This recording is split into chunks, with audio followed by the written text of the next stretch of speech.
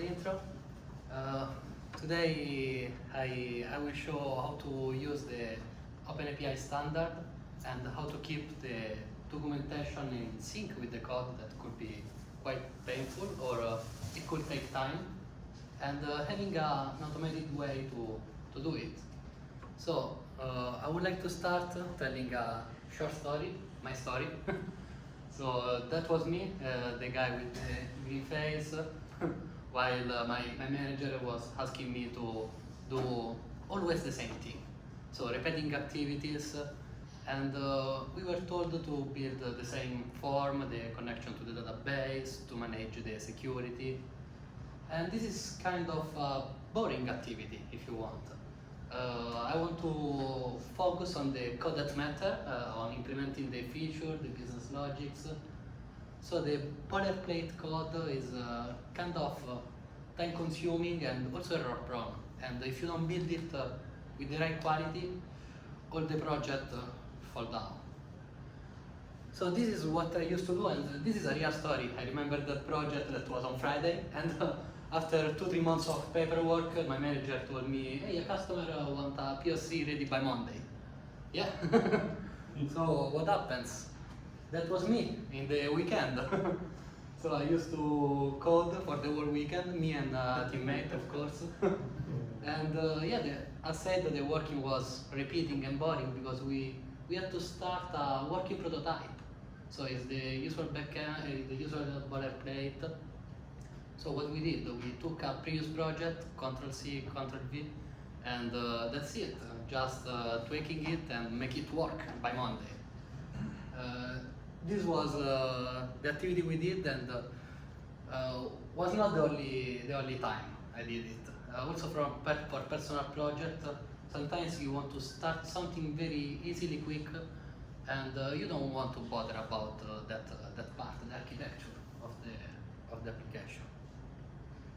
So this was the solution, creating something automatic but not too much invasive, because we know developers doesn't love code generators that take the control on their code. We want to manage it, we want to have the full control on our source code, and having the possibility to customize it till the last detail. But still, there are standards that are used as the OpenAPI standard to define APIs. Who knows this standard here? OpenAPI. So OpenAPI is a specification that was introduced by Swagger. Someone knows Swagger? It's a tool to define APIs. It's run by SmartBeer, that is the company that created the standard. So this standard, OAS 3.0, OpenAPI, is a YAML file. It could be a YAML or a JSON file. And you can define your endpoints, your database models, and it's used by many tools, by many API builder rather than code generators. So tools that can integrate by themselves, or test runner. So the idea is, okay, give me your specs and I'll give you a code, not a web app that is managed in a black box. You own the code, so you can work on it. And this was an intuition during that project, at the very beginning. In Italy was starting the DevOps trend. So I've seen DevOps in different environments. DevOps applied to the testing phase, to the deploy phase, to the planning phase. But DevOps is not a tool, it's more like a philosophy, there's some guidelines, it's a process if you want. So the process of automating what can be automated. So I asked myself, what about the DevOps applied to the code phase? So how can we automate this phase without being too much invasive in our daily work? And applying this philosophy, there are different advantages that we can feel ourselves. I will show it later in the code part. It's not only philosophy, this talk. We will see some black screen. So having the code that is in sync with your documentation is something that takes time, but need to be managed. Different best practices came out in the time. Design API first approach, so before design and after the code. Other philosophy are writing the code maybe with some annotation in Java, and they are automatically documented. In any way you do it, you need to be consistent. You need to keep it always updated. Otherwise, working in the team, it will create problem. It will increase the cost of maintenance in the long time, medium long term. Another advantage is my worst that was painful doing copying and paste. We recover from this. So automating the production of this part of the code, it will be managed with a click and being less error prone. And we can focus on the business logic, on the funny part of the code. So let's keep to let's allow the tool to manage the boring part, the boilerplate, the scaffold of the code, and we can focus on what is really important. It's also a way to free your mind from useless activity. So you don't have to think about let me import this file or managing this stuff, because it's there. We can focus on the business logic, on implementing the feature and doing it in the best way. And of course we can start very quickly our project, because if I say, okay, I want to use Node.js as a backend and React as a frontend, and I will have a template ready, a working boilerplate that I trust with good quality and I can customize. So it will help to jumpstart every project. From our side as a developer, it's an advantage that saves us some time. From the point of view of the CTO or from the company, you are reducing the time to market. You are providing a working prototype to the customer quickly, and you are saving money doing this, because we are well paid, come on, and it's a cost. So reducing our working time, it allows us to produce more, basically. And the company can be more competitive on the market and producing a better result. So we always need a dev. There are other solutions that want to replace software developers, like low-code platform where you can drag and drop your interface.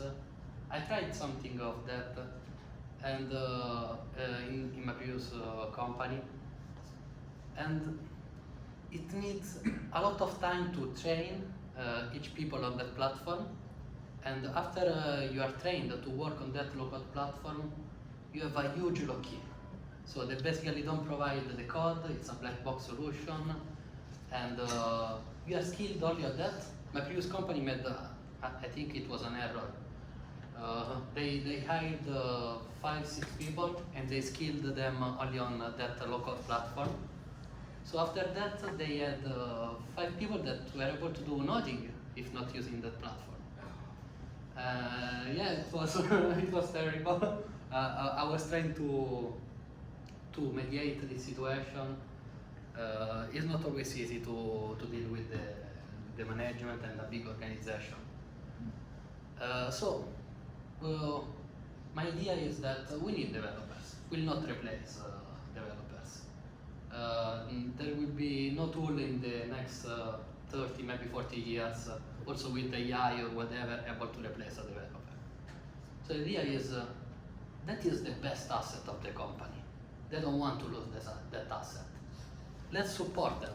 Let's provide that tool that is able to empower the team, but keep them working and just being more active, more efficient, because automation is the new trend. Every company is moving in that direction, And more you can automate, more you can be competitive on the market. And if you don't do it, someone will do. So you stay back. So let's get a little bit more technical. How is the idea of defining documentation and getting a code? So to define this OpenAPI file, we can do it in different way.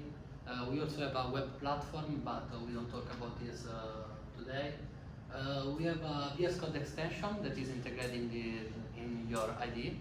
So you have a nice and easy interface to use to define your database model, your endpoints, also the pages of your app. Or you can do it also from the command line. We'll see how to manage it. And having the comfort to do it without getting out from your environment, without getting out from your IDE. And this is the YAML file on the right. So if you upload a model from the user interface and you save, it will automatically reflect on the YAML file your edits. So you don't have to write the YAML manually. Or if you do it, it will reflect on the other side. So from that definition, we generate the code with this tool. It's an npm package. It's open source, so on GitHub there is all the code. Feel free to contribute, to have an issue, and to participate. This is a command line tool that allows to generate code starting from that specification. We provide different templates. For front end, we have Angular, React, React Native, and Xamarin for the mobile. As a backend, Java, Node.js, PHP, Golang, different databases. But of course, each one of us likes his own best practices, his own code. We have some stickers here, you can take something back there. My code is better than yours, and this is what all of us say. So, okay, your code is better than ours, so you are free to build your own template, your best practices, and this becomes the repeatable asset of the company. You are moving the knowledge from the lead developer from a repeatable asset. So also in case of talent attrition, you can still provide continuity to the project. The company still have the same knowledge, the same asset to repeat over and over. So, what could be wrong? Let's try it out. So, I'm actually, this is a high-risk activity because we just released it 1 week ago. We are doing the press release right this week. So it's a beta, but hopefully it should work. So let's start from the OpenAPI file. If we write on Google OpenAPI 3.0 example, we can go on the repository of the official specification. Is it enough big? Do you see? Yeah. So OpenAPI specification, this is the official repo of the specs, and they have some example file, so they are certified to work. Let's start with that. We can take the easy one, is pestor.yaml. So just, sorry for that, I will copy the content in this ugly way. And we can create an empty folder on our desktop where we want. Let's call it work. And let's use your best ID. We are using VS Code, but the command line works with anything. So I'm creating a new file, petstore.yaml, and I passed the content of the file here. So just to show you a little detail on this file, it specifies the version on top. So this is the standard that it is using, OpenAPI 3.0. And you can define some server endpoint. It can be used for testing, for or other mock server. This is maybe the most important element. Paths is an array of our endpoints. So here we have the /path endpoint in the get method, and it provides a list of all paths. So you can define parameters, the responses in case of code 200, which headers, which content model we provide. So it's quite a standard language. There is not a lot of complexity. And at the bottom of this, there is another interesting section, component schemas. And here we define our models. It's not really our database models because it's our data type. So as you can see here, there is a pet that in this case is a database model with ID, name, tag as properties. But as example, there is the model error. This is not a database model, it's just a data type as a return type for our APIs. Any question? Feel free to stop and ask anything. So this is a standard file. Now we need to build an application from this, and we don't want to lose time, waste time building useless code, I say. So we can open a terminal, and after running npm install global Skaffolder CLI,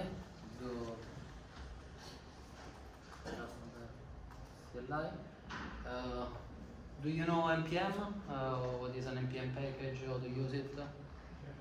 Yep, perfect. So it's already installed on my computer.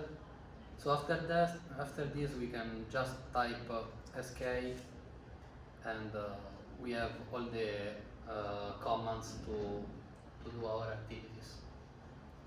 In this case, we need the command sk new. We can define the name of our project. So let's call it pet store. And with the option I, we can define which file we want to import. We want to import petstore.yaml, and it will start asking us some questions. We can define it also in the option, so it will be not interactive in that case. Which front-end language we want to use. As said, we have Angular, Xamarin, React Native. Let's pick Angular 6. I know the 9 was released, Angular 9, so we are going to update it soon. And as a backend, we can pick Node.js with a MongoDB database. So here it's saying that he found two types of object. He's asking us which one is part of your database and which one is not. Like the error model is not part of our DB. So here we can select only the pet, is a multi-selection, so we don't want error, only pet. And now he's looking for the APIs that he found in the YAML file. So the first one is pets/pet ID, and it's asking, do you want to assign this API to a database model? So this is related to pet, because we are talking about pets. And automatically it recognized the next APIs from the root URL. So all the other APIs in the file that starts with pets/something are automatically assigned to the pet resources. So what's happened now? It created an OpenAPI.yaml file that is a little bit more complex than the previous one because it was extended with some attribute. Let's call it Skaffolder attributes. And as example, we have X Skaffolder ID, CRUD action, description, and a series of tags that we need to manage it. Here I have also the VS Code extension. So it is showing here our database model. That we have our APIs like listpet that we can edit. And let's just generate the code. So now we imported the data. Let me initialize a Git repository so we can see the differences. So in this folder, the Skaffolder, we have the template that is using to generate the file. I will explain it soon. Right now we have just to run skgenerate. And this command will take the metadata from the YAML file and the template from the template folder. And it basically generates all our project, all we need for client, for server. Let me save it, generate. So we have to install the dependency with npm install. It's showed in the README. It will take 2 minutes. In the meanwhile, I want to show you the content of what is generated, because we are interested in having a code that we can manage, we can use. We don't want to deal with it. It has to work and be easy to customize. So as example, in the server folder, in the controller file, controller folder, we have the pet controller.js, and this is the controller that provides the endpoint from the pet model, and it is basically extended this other file, pet controller generated. This is why I show you also the base file. It asks, do not edit this file, please, because it is automatically generated and it will be overwritten from the next generation. So the idea is, do not mess with this file because there are all the basic configuration, but you can work on the extended one, and no one will touch your customization. So the generator tool can keep generating on the base file, and you can keep working on the extended one without any conflict. So here we have the listpet API, and now we are going to customize it because right now it's returning an empty object. Yeah, in the meanwhile, the installation, okay, is finished. npm start.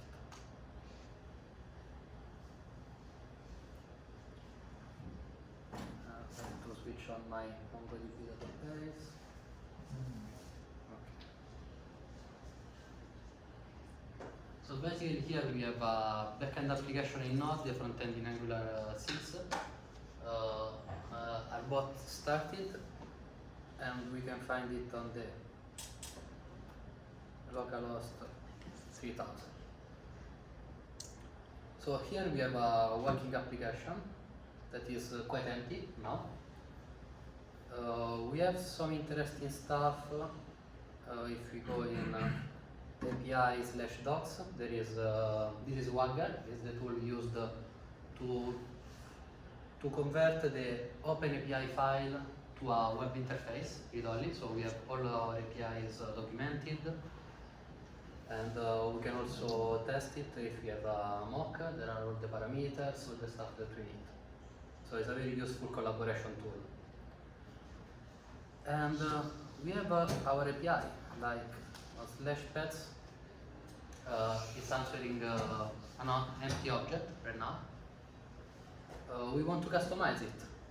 So it asks please do not mess with this file, so we can just copy this part and paste it here.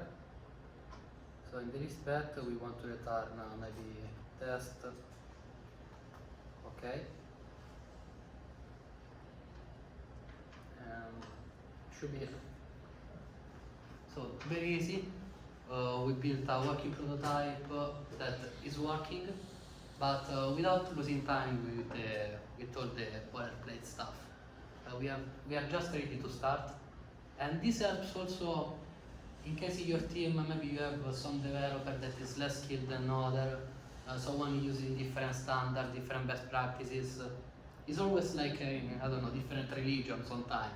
So I want to use tab, you want to use space, whatever. This is a way to keep all the best practices aligned, and also the naming convention, the standard. So it helps to keep the project consistent. But let's do something more, because it's an API that say, okay, it's not hard to build. Actually, I will comment this part, because now we are going to generate the real crude API. We can do it also from the interface here. We have the pet model. And so here is showing the attributes. We have no relation for now. What we want to do is creating a CRUD operation. So clicking on create CRUD, on the left we just added some APIs that we need to manage the CRUD operation. CRUD stands for create, read, update and delete, so are the basic operation to manage a list and a detailed page. And here in the pages, it automatically built two pages, the list and the edit page. So it says on the list page I need the API for the list, in the edit the get and the save, that's it. And it did the same here. So the pages are reflected in the YAML file. What you see on the left tree is actually the same of the YAML.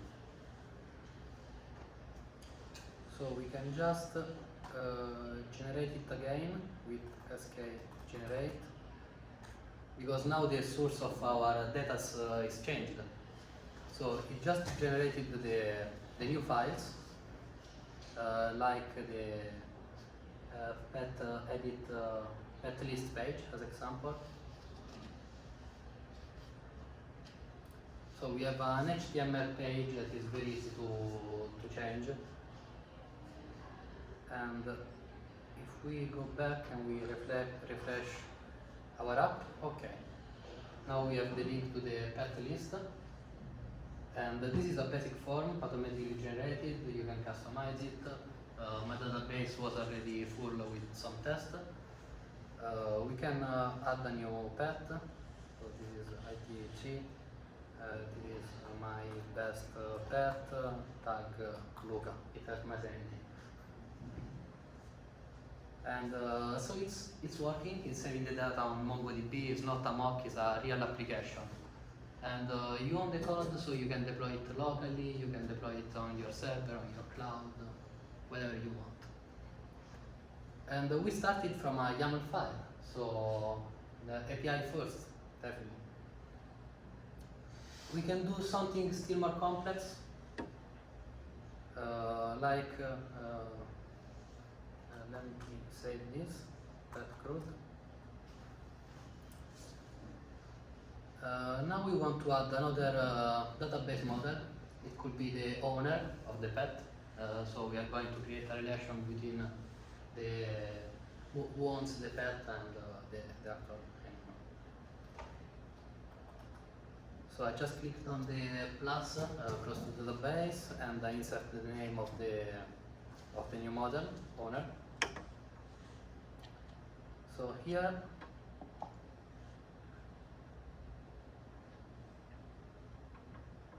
we can define the attributes of our model. On the left we have the new owner definition. We can say each owner has a name, it is a string in this case, and we can say that it is required. We can add another attribute, I don't know, date of birth, of type date, just to try something different. And we want also a relation. The relation could be one-to-many or many-to-many, like any relational database. It is actually working on MongoDB. So many-to-many, it means having an array of IDs, basically. So we want many-to-many relation, we can call it ons and link it with the pet. So saving this, it automatically updated our YAML file with the date of birth, the relation, and all the infos we need. So we can just create the CRUD again.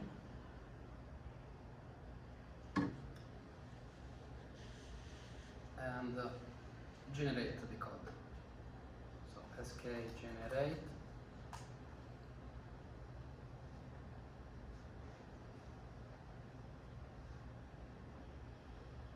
The app should automatically restart itself. Okay.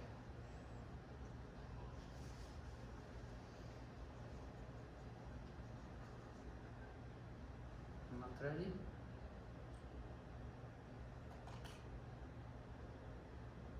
Okay. Now we have the owner model as we defined. We can add a new owner. We can select the date of birth that is automatically recognized as a date. We can add the name that is required. Me. And we can select an ID of the cat. Of course, we have the code of this page, so we can customize all these the properties that we are displaying. So instead of the ID, we maybe want to show the name of the cat.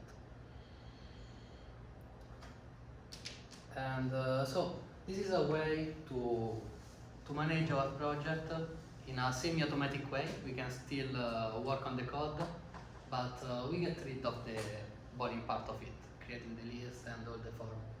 So I mean, it's not complex to build this kind of app, but it can require some time, some days of work. Depends by the quality, the complexity you want to achieve. And this provides JWT authentication, so it's a basic authentication, but quite standard. It's possible to customize it because it's all managed in a very easy file, 200 line of codes. And we can also export this project. So running sk export. It automatically exported the project to the web platform that you can link with your account. I am already logged in here with my user. You can log in with sk login and sk web open will bring us on the web interface. This is the web interface of Skaffolder, and the funny part is that we actually built it with Skaffolder. So it was like the chicken egg. It was a JSON at the very beginning. It became a working app. So here we have the pet model with ID, name, tag, the owner with the date of birth, name, and the relation. So it's all in sync. We can work from the web interface, from the extension, from the YAML file, from the CLI, because we can also type sk new model and sk add model, and it will ask what is the name of your model. We can add test. Do you want to add some attribute? Yes, thank you. The name of the attribute attr1, that is a string. Other attribute, no, just keep it simple. And it's generating the database model. Do you want to generate the GRUD interface? Let's generate also the GRUD interface.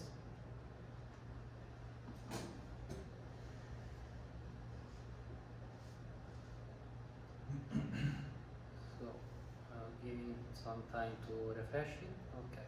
We have the test model, like the other. And of course, we want to keep it in sync with the platform, so with sk export, we are exporting our new our new model to the web platform.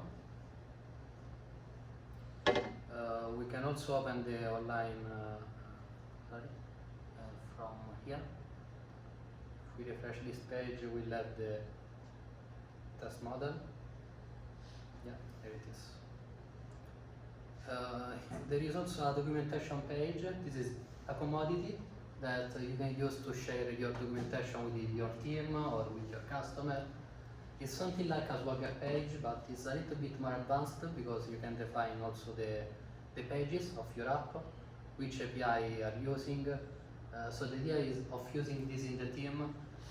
It's also connecting the dev and the ops part. So the operation can say, okay, I want a new page with this description.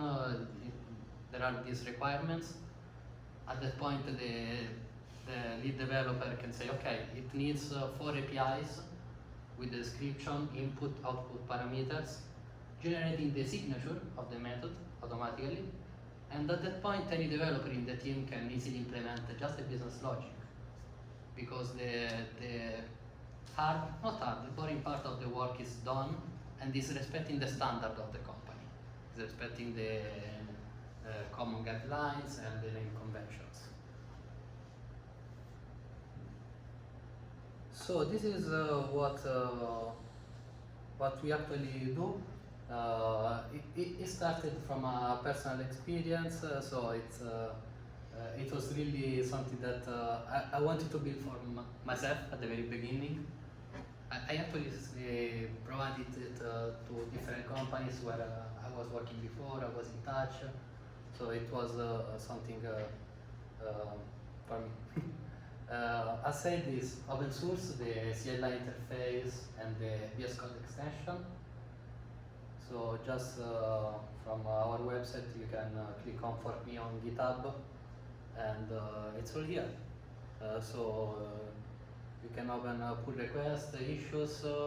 It's all in continuous automation, in continuous integration. So at the push with a new tag, automatically published, and it's a way to enter the open source space because we are developers ourselves. Our team is composed of course from developers, and we love this approach. So we hope to help. We want to be helped by any developer who is interested in this. We have some idea to extend these features, also providing an automatic hosting. So just typing sk deploy will provide the code up and running on a Kubernetes server. If there is some expert in this environment, I will be happy to talk and to understand if we can work together and collaborate. So this is what we actually do at Skaffolder. The battery is coming to an end. The demo went well. I didn't see any bug, luckily. If you have any question, it's the time for the Q&A. So please.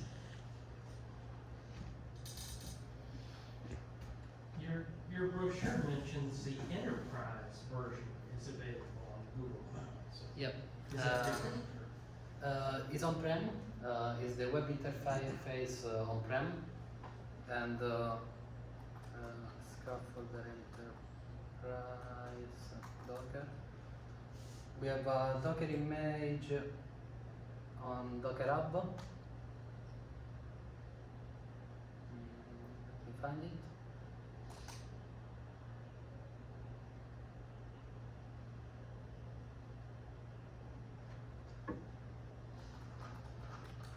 So we were able to get the certification from Docker. It means that respects some best practices, some quality standards, and this Docker image can be installed on any Docker environment, Kubernetes, and it's the same image that it is on Google Cloud Marketplace, AWS, and DigitalOcean. So it's a one-click installation. Is bring your own license, so it will ask for the activation key after the installation. And yeah, we we take care a lot about enterprise because that's our market. We don't want developer pay for it. I'm a developer myself. I don't want to pay for this kind of tool, but companies want to save time. So we have this freemium model where the developer can use it for free. We want really to spread this brand awareness, like the Docker model if you want. So you can use Docker for free without limitation. And there are some enterprise features. We work with them, so something that we provide are custom template as a service. So if you say, okay, we are using .NET that we don't have right now, but we'll integrate it, we build it just for the company, so it will go forward in our roadmap. We provide training and different services around that.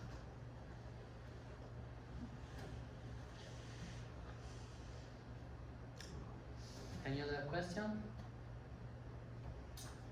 What do you think about this? I want to hear also some feedback. Let's do a conversation. Do you think there is the need for it? It solves, it helps the company could be actually effective?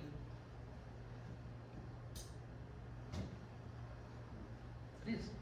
Well, many of us come from like a Linux or like Unix admin background, and sometimes you want to have like a tool which is you can present to end users, and they don't need to do any CLI work.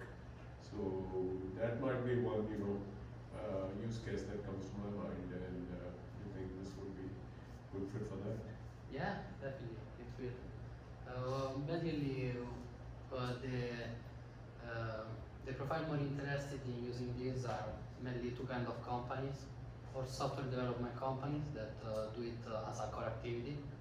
So they want to reduce time and provide a better result to the end customer. Or big retail, big enterprise that don't do development by core activity, but they have an internal development team. So they want to reduce the time to market for themselves, basically. And there are these kind of use cases where you want to build an easy web app. We have a lot of school management system. It's used to build a lot of school management system. Also in India, we have a lot of user base from Indonesia. Or inventory management. So this is the kind of application dashboard form based that you can get the most of the benefit from this.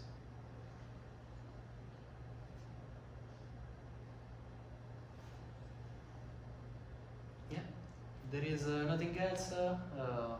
We have some gadgets back there, some buttons, stickers, so feel free to take whatever you want. And I don't know how much time we had. It's 8 o'clock, so we're. Okay. So thank you for your time. I'm still here, so I'm happy to get in touch with you directly, and hope it was interesting for you.